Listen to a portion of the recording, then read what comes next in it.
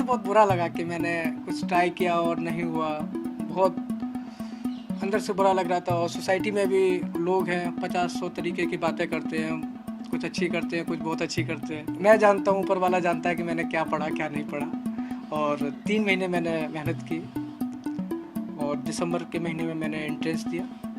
जनवरी में रिजल्ट आया और मेरा जीएनयू में रशियन लैंग्वेज में सिलेक्शन हो गया। वो कहते हैं कि नियत हो तो नियति भी आपका साथ देती है।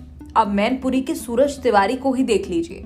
एक ट्रेन एक्सीडेंट में हाथ पैर कट गए, जिंदगी का सबसे बड़ा झटका लगा, लेकिन आज अफसर बनने जा रहे हैं। यूपीएससी परीक्षा में 917 रैंक आई है, लेकिन जिस हालत और हालात में उन्होंने पढ़ाई करके ये मुकाम हासिल किया, वो अपने आप में अविश्वसनीय है।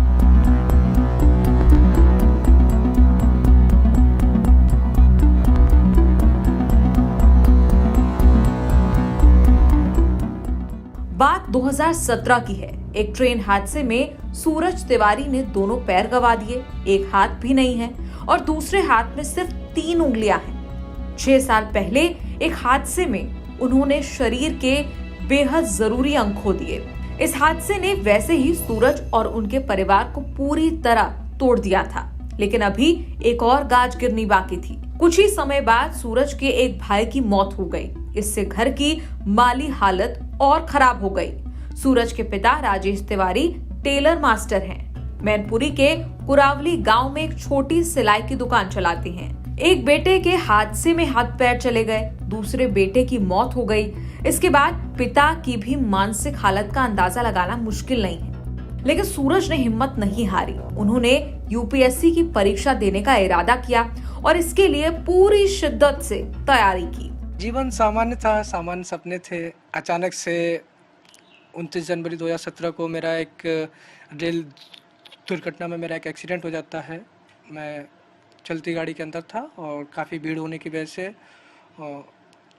मैं नीचे पटरी पे गिर गया और मैं बेहोश हो गया। जब मेरी आंखें खुली तो मैंने अपने आप को एम्स में पाया और जब एम्स में मेरी आंखें खुली तो मैंने देखा कि मैं अपना शरीर का जो अहम हिस्सा होता है वो मैं खो चुका हूँ।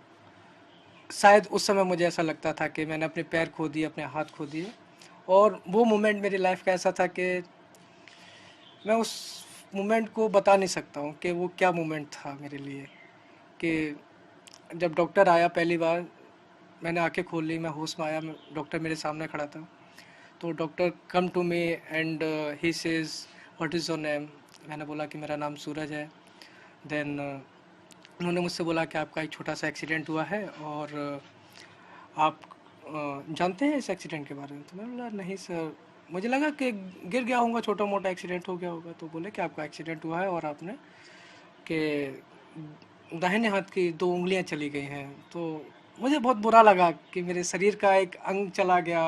मैं it is very difficult to me to understand without 2 fingers how it is possible. And I was thinking, and after 2 hours another doctor came to me and he told the same thing. I asking the same thing about my name, about my family, and he told कि आप जो है, आपको पता है कि आपका accident हुआ है। तो हाँ सर। तो बोलते हैं कि आपका सीधा हाथ नहीं है। तो मेरे लिए एक शॉकिंग मोमेंट था कि डॉक्टर ने बताया था मेरे दाहिने हाथ की 2 उंगलियां नहीं है, आप बोले सीधा हाथ नहीं है। उस समय मेरा पूरा बॉडी जो था सेंसिबल नहीं था। तो उन्होंने मेरे हाथ को उठाया तो आई वाज शॉक टोटली। तो बहुत परेशान हो गया कि अब कैसे क्या होगा कि हाथ नहीं है, बिना हाथों के मैं क्या करूँगा। दुनिया में सर्वाइवल के लिए हाथ ज़रूरी होते हैं। मैं अपसेट था बहुत ज़्यादा। फिर कुछ समय के बाद में 2 डॉक्टर और आते हैं और जब वो मेरे पैरों के बारे में मुझे बताते हैं तो मेरी लाइफ का सबसे टफेस्ट मोमेंट वो था जो कि जब डॉक्टर ने मुझे बताया कि मेरे पास कुछ नहीं है। मैं सोच रहा था मेरी ज़िंदगी का क्या होगा, मैं कैसे जीऊँगा और मैं जीऊँगा क्यों। मुझे मेरी लाइफ का कोई पर्पस नहीं दिख रहा था। कुछ एकदम अंधेरा सा सामने था, कुछ दिख ही नहीं रहा है। फिर डॉक्टर्स ने मुझे काफ़ी समझाया, काफ़ी मोटिवेट किया, मुझे बहुत सारे वीडियोज़ दिखाए, बहुत सारे पर्सन विद डिसेबिलिटीज़ के बारे में बताया कि उनके बिना हाथ पैर होते हुए भी उन्होंने ज़िंदगी में वो करके दिखाया जो कि हम सोच भी नहीं सकते हैं। और उन्होंने मुझे काफ़ी मोटिवेट किया, काफ़ी समझाया कि कुछ नहीं खोया है ज़िंदगी में, बहुत आगे जा सकते हो। लेकिन उस समय दर्द इतना था कि वो मोटिवेशन शायद काम उतना नहीं किया। लेकिन 6 महीने मैं उस दर्द के साथ रहा हूँ। मेरा करीब 6 महीने एम्स में ट्रीटमेंट चला है। इसी बीच मेरे एम्स में ही एक जेएनयू के ही स्टूडेंट हैं, प्रकाश भैया। तो वो मुझे वहाँ मिले और उन्होंने मुझे स्माइल करते हुए देखा। वो मेरे पास आए, मुझसे बोला कि आप क्या करते हैं। तो मेरे पास तो मेरी कहानी है, उसके सिवा तो कुछ है ही नहीं।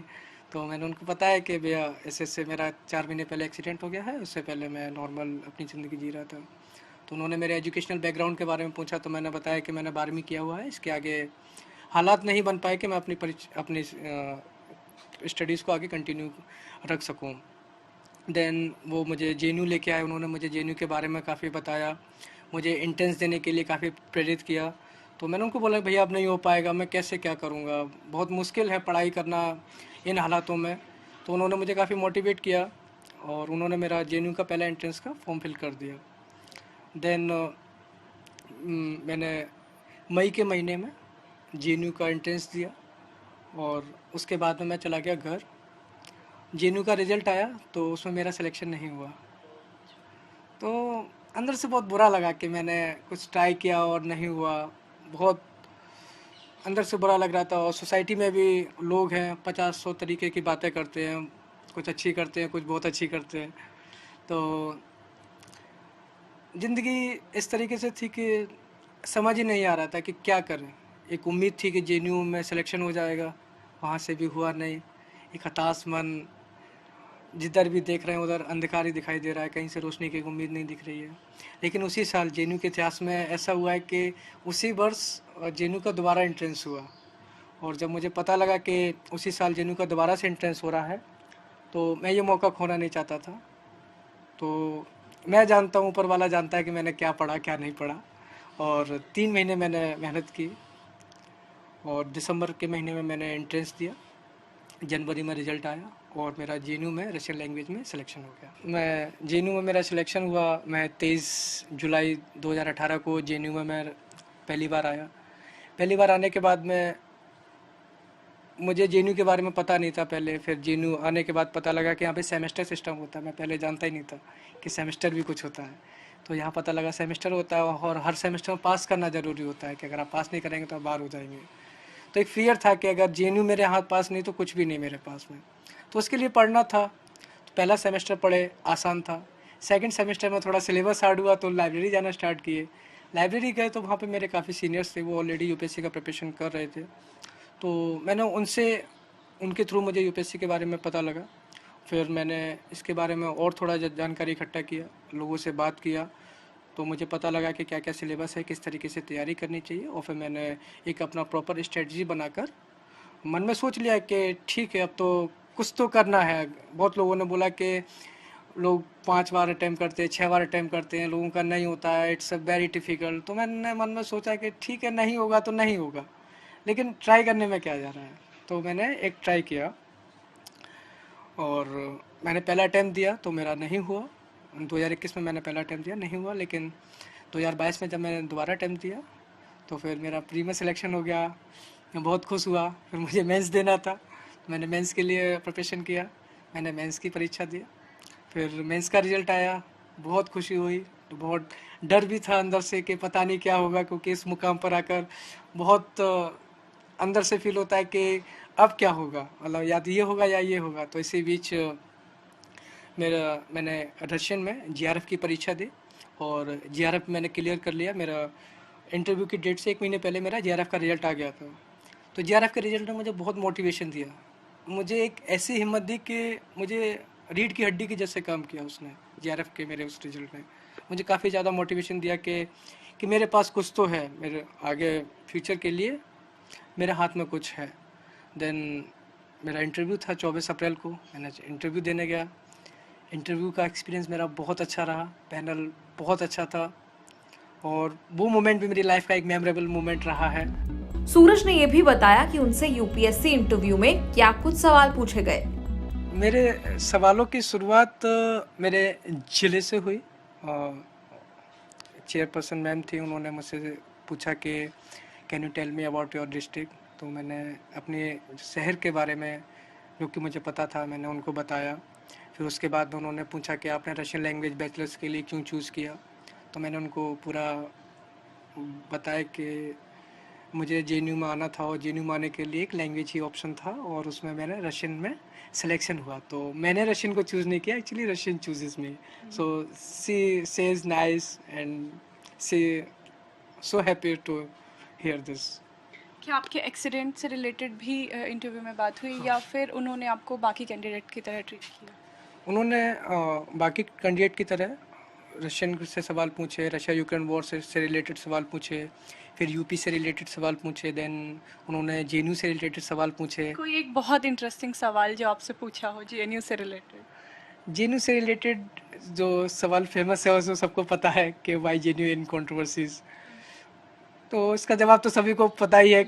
तो जो जवाब है मैंने वही जवाब दिया एंड उन्होंने बोला कि हम सब लोग जानते हैं जेएनयू में क्या होता है, तो आप रिलैक्स फील करिए और जस्ट आपको जो आंसर आ रहा है वो बताइए।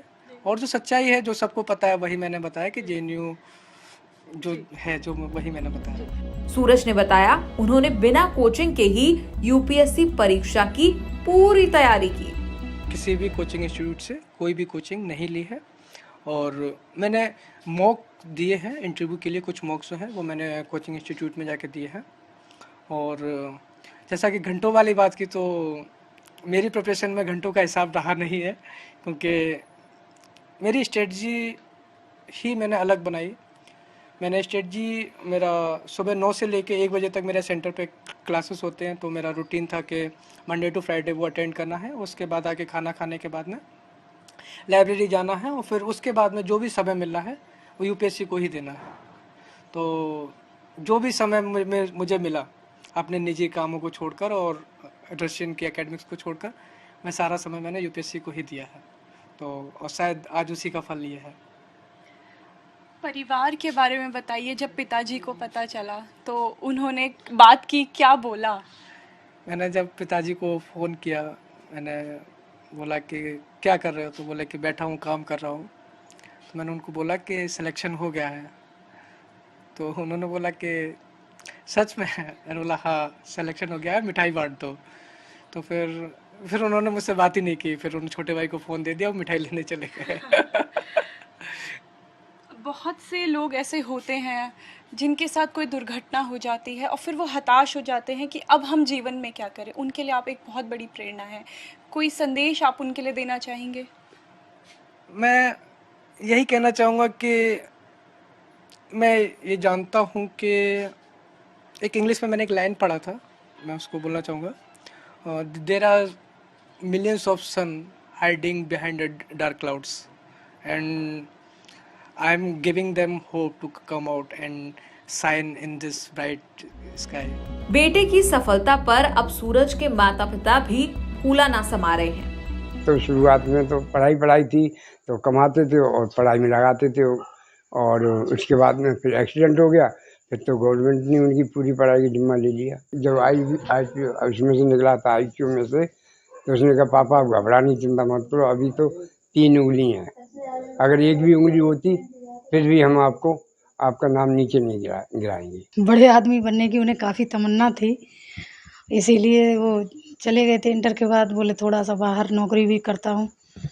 वहीं पे उनके साथ ये हादसा हो गया सन 17 में 29 जनवरी को। उसके बाद हादसा के बाद 4 महीने ट्रीटमेंट हुआ। उसके बाद में फिर एक्सीडेंट हुआ, उसके बाद तमाम चीज़ें बिखर सी गई होंगी। जी हाँ, तमाम चीज़ें काफ़ी चीज़ें बिखर गई थी। उसके इनके एक्सीडेंट के जस्ट बाद ही 4 महीने बाद में ही बड़ा बेटा एक्सपायर हो गया था। तब तो काफ़ी दिक्कतें आ गई थी घर में। फिर धीरे धीरे प्रभु की कृपा से इन्हें जेएनयू में एडमिशन इनका हो गया तो पढ़ाई क्लियर हो गई इनकी।